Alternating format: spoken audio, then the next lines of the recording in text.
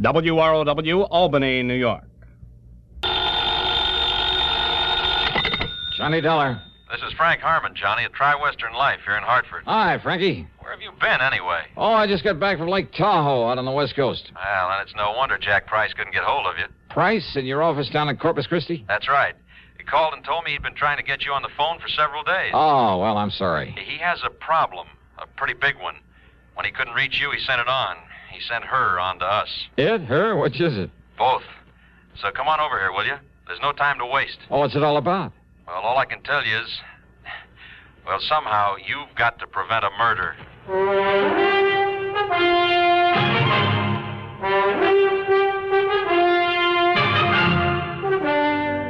CBS Radio brings you Bob Bailey in the exciting adventures of the man with the action-packed expense account, America's fabulous freelance insurance investigator. Yours truly, Johnny Dollar.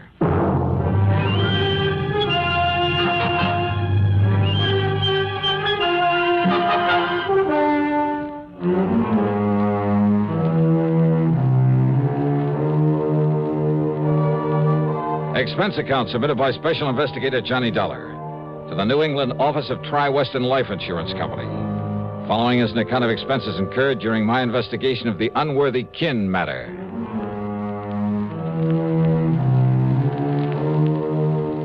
After the Lake Tahoe mess, I was ready for a nice long rest, but a job's a job. So expense account item 1, $1.10 for a cab back to Frank Harmon's office at Tri-Western in the big new building on the square. Glad you finally got back here, Johnny. Hiya, Frankie. Now, sit down. I'll get right to the point. Okay. Try to give you the whole story before she gets here. Who's she? Name is Jean Unworthy. Unworthy? That's right. That's a funny one. Well, our little problem isn't very funny.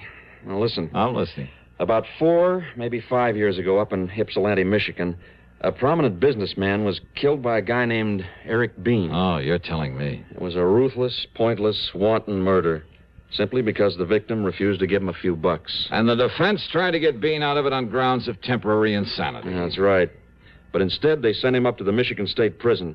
Gave him life with no chance of parole. Oh, yeah, I remember. It just happens I was in on that case. Oh, of course. Of course you were. Well, all right then. Well, I didn't play a very important part in it, I have to admit, but I was there. And you were there during his trial. From the first to the last gavel. Yeah, and you know what Eric Bean did when the judge pronounced sentence on him. Yeah, that's right. Because it could be that Bean thought his remarks were partly aimed at me. I mean, this talk about getting even with everybody. All right, sure. Sure, I'll go up to your lousy, stinking prison. Order! Order in the court! But if you think you can keep me in it, you're crazy. Order! Order! Will someone restrain the prisoner? Because I'm going to get out. When I do, I'm going to kill everybody that had anything to do with filling me up. Officer, restrain that man! No! Don't take your hands off me. Order in the court! I'm going to kill anybody that had anything to do with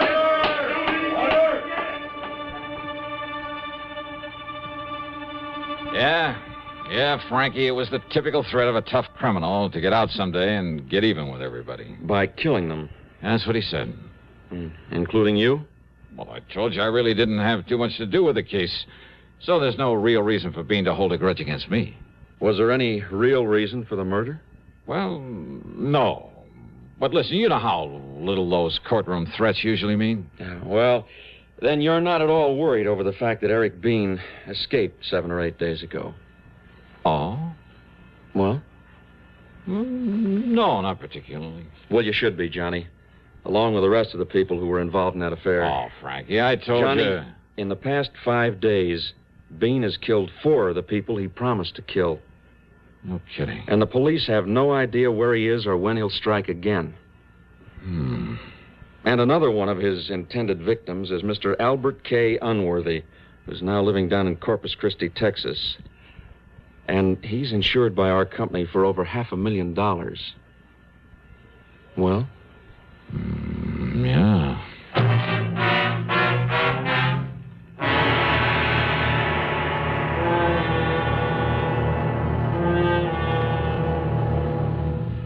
And now, Act 2 of yours truly, Johnny Dollar.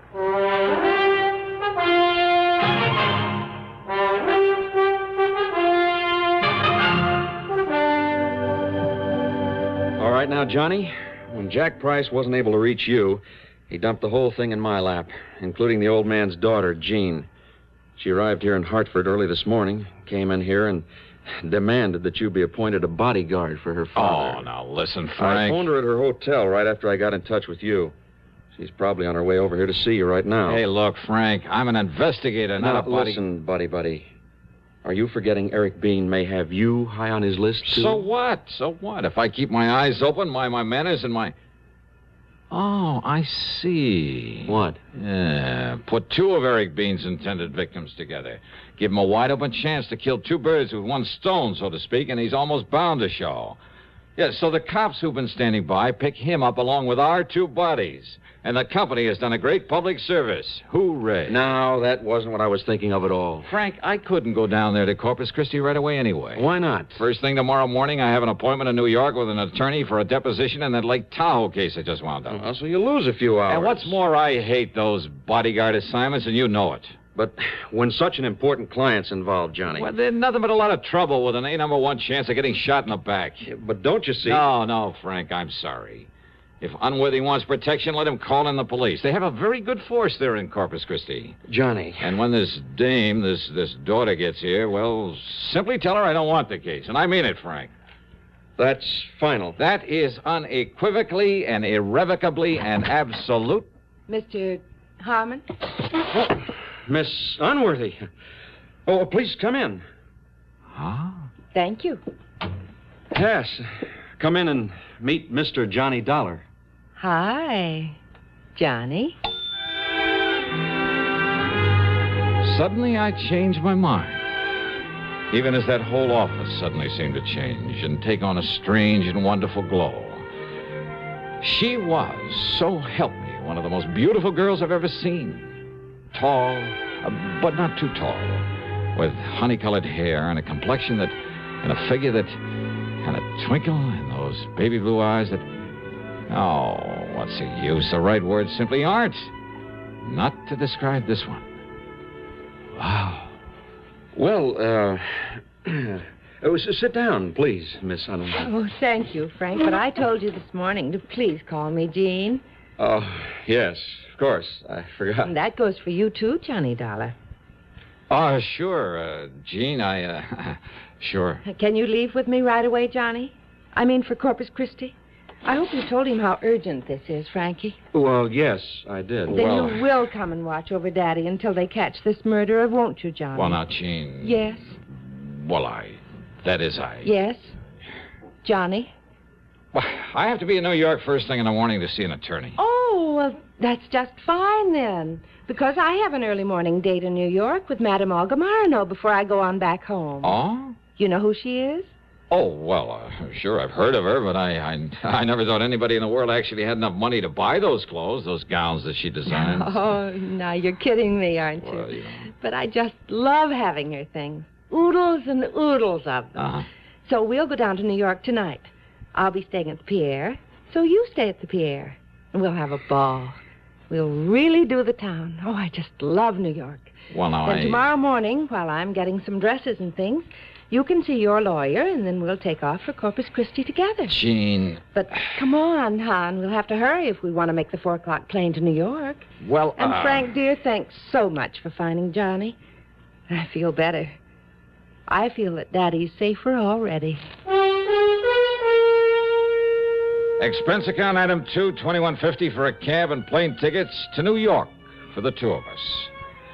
With this charmer in tow, well, believe me, it wasn't easy, but I realized that with an important assignment on my hands, I better play it safe and behave myself. So, down in New York, item 3 is $9.50 for a taxi to the Pierre, where I dropped her off, then to the Gotham, where I got myself a room. That evening, the tab for cocktails and dinner at the Pavillon, no less, came to $58. And I was pretty impressed by the maître d's immediate recognition of her, and his disappointment at the smallness of the bill she'd run up. Oh, and tips, by the way, came to $14 more. Then the evening really got underway via the nightclub route, and I mean only the most expensive nightclubs, where again she was recognized by all the maître d's. And the total bill, by the time I dropped her off at the Pierre shortly after 4 a.m., only $130, including tips and taxis, of course. I hope my deposition the next morning in the attorney's office made some sense, because I was bushed. But then, after leaving him on the way back to my hotel, I picked up a newspaper, and I nearly blew my top. Item 5, 6, whatever it is, 85 cents for a call to Frank Harmon back in Hartford. Now, Johnny. And it was you who gave that story to the wire services about my going down to Corpus Christi to save the life of dear old Albert Unworthy. But, Johnny, you yourself suggested it might help to flush out this killer. Oh, yeah, sure. Make it easy for him. Get 2 of us in one trip. Thank you very much. Item 7, 287.50 plane fare, tips and incidentals for the flight to Corpus Christi. By the time we got there, well, I don't know. I don't know how to say it. But, well, that Jeannie is not only the most beautiful, the most charming. Well, put it this way. By the time that flight was over, if Jean had said, come on, Johnny, let's get married, I think I might have taken the leap without one single thought about the consequences. And after we landed and she stepped into a phone booth to call and make sure her father was still all right, well, I was almost annoyed at the sudden appearance of an old pal of mine, Doug Johnstone, kid brother of Jack, who dramatizes these radio cases of mine. How'd I know you were coming down here? With Johnny, it's all over the papers. Yeah, I was afraid of that. Oh? Yeah, but how are you anyway, Doug? Oh, I couldn't be better. Hey, boy, you certainly pick 'em, don't you? What do you mean? Your, traveling companion, Jean Unworthy. What do you know about her father, Doug? Well, I kind of thought you might want a little help while you're down here. That's why I came to meet you. Oh? Yeah, now, here's what we ought to do. You, put her in a taxi. Her home isn't far from here. Then you and I'll run on down to my office and talk a while, and I'll drive you out to their place later. Well, now, wait, Doug. I think that's a very good idea. Oh, Jeannie, this is an old friend of mine, Doug Johnstone. Hi, Doug. Jean, I've always looked forward to meeting you. Well, how nice. I'm meeting more good-looking men these days. Johnny, Doug's right. See, it'll give me a chance to kind of freshen up and prepare the royal welcome for you here in Corpus Christi, all right? Well, I kind of So hate you to go have ahead you... with Doug, and I'll see you at the house later. Taxi! Taxi! Huh?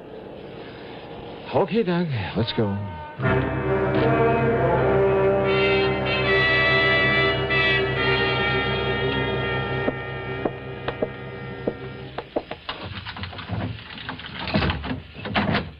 Okay, now, Doug, as you were saying. As I was saying, well, sit down. Make yourself comfortable first, General. Thanks. Well? Well, Johnny, old man Unworthy is loaded, all right. Despite this gorgeous daughter of his trying to spend it all. But when she turns on the charm... Oh, you are telling me. Always a sucker for a good-looking gal, ain't you, Johnny? Oh, now, Mr. Johnstone, sorry. Oh, sure. Jean is different. The point is... Oh, she sure is. The point is, though, that there may be something in the rumor that her old man is getting a mite fed up with some of her extravagant... Johnny, hand me the phone, will you? What's the matter? You think I don't make a good secretary? Oh, this here's Mr. Douglas D. Johnstone's office. Help. Quick. Gee. Yes. He's here. That killer. What? He's here in the house, and he's going to shoot Daddy with a... No. No, please. Ah! You killed him. You killed him.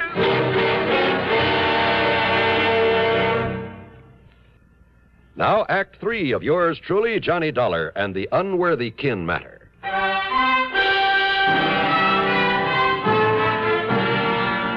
Doug Johnstone and I tore out to the house, and, yeah, Mr. Albert K. Unworthy was dead, all right. 3 neat, clean bullet holes in his temple. His daughter, Jean, was a wreck. One sleeve of her dress was torn. There was a red welt on her cheek where she'd apparently been struck by the killer. Oh, Johnny. All right, now, easy. It was so terrible. So awful. So terrible. It's okay now, honey. Just try to take it easy and remember exactly what happened. Why did it have to happen to him? He was so good. So wonderful to me ever since the day that he adopted me, and now he's... All right, take it easy. Now, who else was in here, Jean? Were you in here with your father alone? Yes. Yes, Johnny. I don't know where the servants are. Daddy must have let them take the day off. But this man... Then this horrible-looking man came in. Can you tell me what he looked like? Oh, I don't know. I saw him only a few seconds. But he was short, and he was heavy set, and that thick black curly hair that came down to a point on his forehead. Yeah. Go on, Jean. That strange pale, that pallor. His face was almost gray. After 7 years in the And clinic. one of his ears, it was kind of mashed, like a piece of cauliflower. There was a dirty scar, too, on his hand when he held that pistol on poor Daddy. Oh, Johnny. And his height, his weight. Have you any idea? Oh, I don't know. He was maybe 5'7" or 8. And he was heavy. Maybe 180 pounds or something. He was stocky. You ask me, that fits the newspaper description of Eric Bean almost to a T, John. Had you ever seen Eric Bean before, Jean? No, Johnny. And there was that wild animal look in his eyes. And he came rushing in here with that gun, and I tried to call you, but he knocked me down, and then I guess I passed out. Right, easy. Oh, Johnny, please help me. Yeah, sure. You want to call the police, Doug? Sure. Doug not only called the police, but the family doctor. And after Jean had given the police all the information she could, the doctor gave her a mild sedative and sent her up to bed. By that time, Jean's personal maid had come in, so after assuring her we'd do everything we could. Johnny, dear, don't you see? Now, you may be in danger from... Oh, dear. I guess whatever the doctor gave me, I can't stay awake. We'd come back, dear. Come back.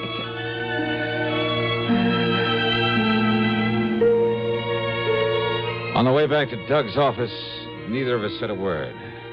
Not until we got inside and he closed the door. And even then, we sat there quietly for a minute. Well, Johnny, you like a little drink? No, thanks. You have one. No. You, No? Nothing. I just... Johnny, you're thinking the same thing I am. Yeah, Doug, I guess I am. Mind if I use your phone? My call was to the police, not there in Corpus Christi, but in Ypsilanti, Michigan. It's item 8440. I got hold of Sergeant Tim Brower, the man who'd originally arrested Eric Bean, who now again was working on the case. What do you mean, am I afraid of him? Are you, Dollar? Well, I expect I ought to keep an eye out for him. Why, you'd be away down on this list. Like maybe Mr. Albert Unworthy and... Yeah, like Unworthy and Phillips and Mrs. Peterson and half a dozen others. The only ones he's trying to knock off now are the people whose testimony really set him up. But we'll get him before he does. Because he's just crazy enough to have set himself a very obvious little pattern in these 4 new murders. Yeah, what kind of a pattern, Sergeant?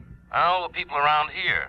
And in the order of their importance in the case. Oh? First was the judge, Judge Henry Packham, who actually set the sentence. Okay, Sergeant. Then the chief prosecutor, Mr. Frederick Wallman. Okay, Sergeant, that's all I need to know. Then there was... Huh? Well, Johnny? Yeah, well, I guess you tipped me off, Doug, when you said something about her father getting fed up with her extravagance. Her foster father? Oh, yeah, she told us that herself. Adopted. There was no real blood bond between them. Mm. So, I suppose it's no wonder she was taking him for all she could. And when she found he was going to pull back on the reins... I'm afraid her description of Bean is what stopped me. Too perfect. I mean, when a man suddenly barges in, knocks her down, and fires. Yeah. 3 bullets into his skull. But when she said he was going to kill him, and we heard only 2 shots. Only 2, Doug. Yeah. Johnny, you want me to go along with you? Just, let me use your car. Sure.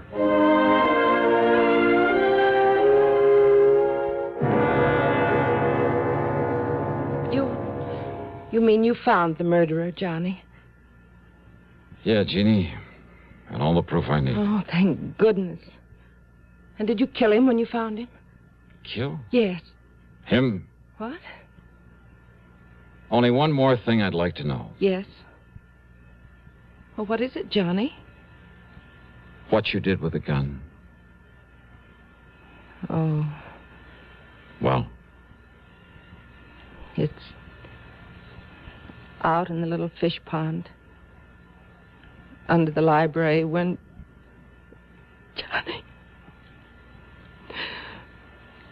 Johnny, not a chance for me. not a chance.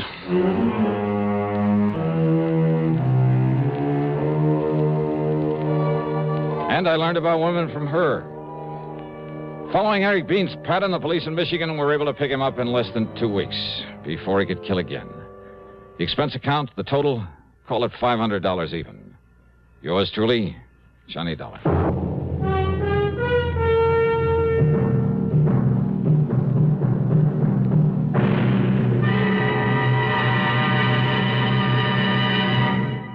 Now, here is our star to tell you about next week's story. Next week, the What Goes matter is just what it sounds like, a real puzzler. So join us, won't you? Yours truly, Johnny Dollar.